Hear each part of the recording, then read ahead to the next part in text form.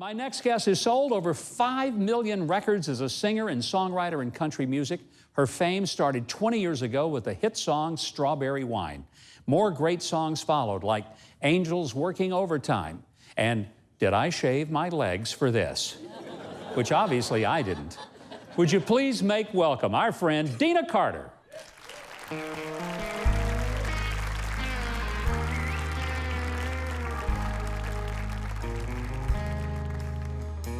Flowers and wine is what I thought I would find when I came home from working tonight.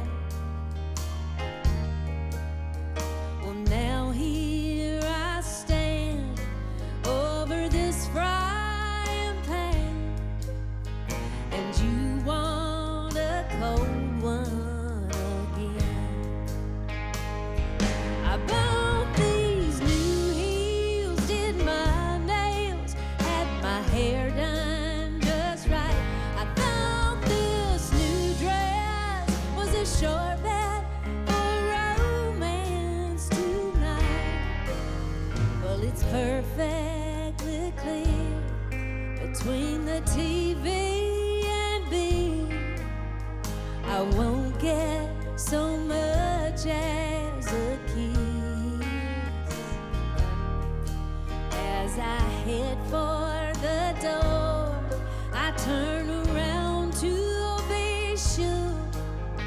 Did I shave my legs for this?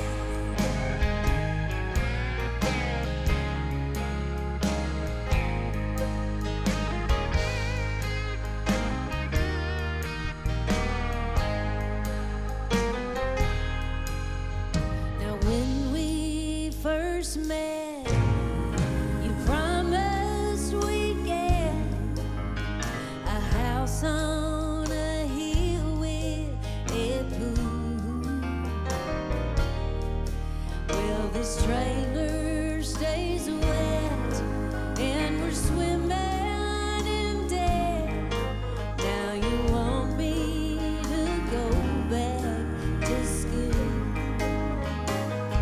I bought these new heels, did my nails, had my hair done just right. I thought this new dress was a short bet for romance tonight. Well, it's perfectly clear between the TV and me, I won't get so much as a kiss. As I head for the door, I turn around to be sure. Did I shave my legs for this? Darling, did I shave my legs for this?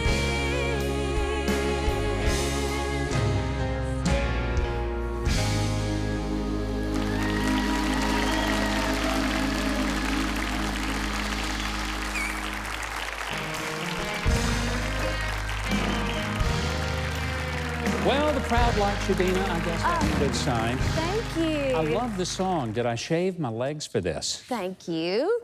I was at a book signing, and a lady came up to me, and she was in the line to get her book signed. And this is what makes me think of that. She said, I just want you to know I shaved my legs for you today. Oh. That was 10 years ago. I'm not over it yet, I must tell you. Your career got started because of a guy named Willie Nelson who heard a demo of yours. Yes. How cool is that?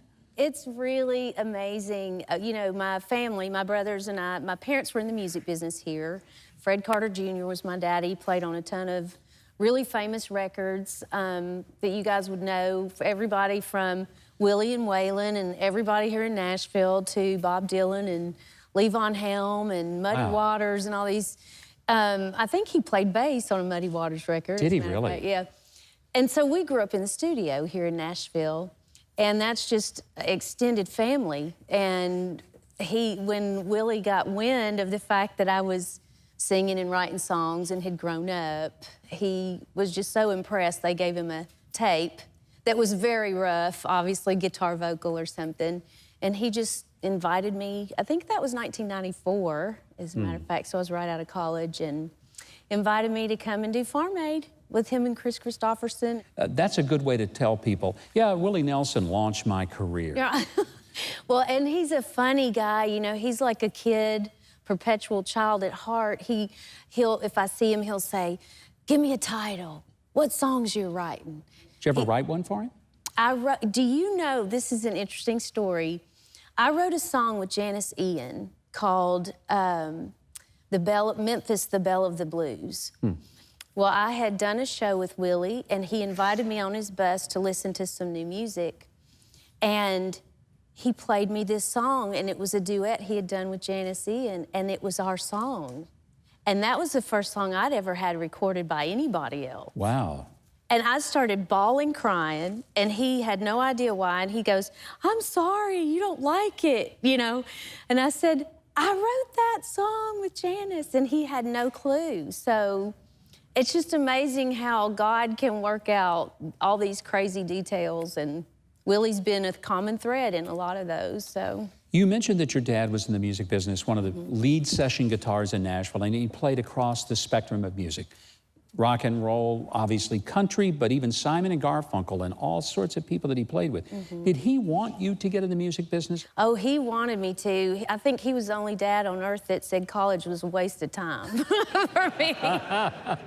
No, it was a waste of his money is probably what he thought it was. Well, but he was so, you know, and we were talking about this, my brother and I backstage, about with our kids, their path. Only when you become a parent do you see what your kids need to do, and you just want them to not make all your mistakes. And that was it. He just didn't want me to waste any time. I mean, he was a great dad, a great sense of humor, a talented person, and a lot of fun. And he passed away in 2010, but loyal to my mother. They were married 50 years, and it was just a wonderful relationship. So I wouldn't be doing it without him, for sure. We only have about a minute left, but you do a podcast every week called TGIF. What's that about? That is on my YouTube channel, and I started it last year on Inauguration Eve because I was so proud of our country, the way that they came out and voted. I, in my lifetime, had never seen the turnout of voters to come out like they did. They sure turned out against me, I know that. Well,